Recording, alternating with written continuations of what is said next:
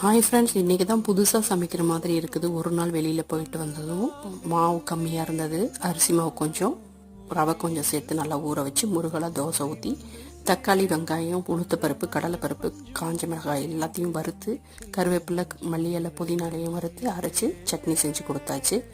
Egg ரைஸ்க்கு எதுவுமே side dish கேட்க மாட்டாங்க. மாம்பழம் கொடுத்து விட்டுருக்கேன்.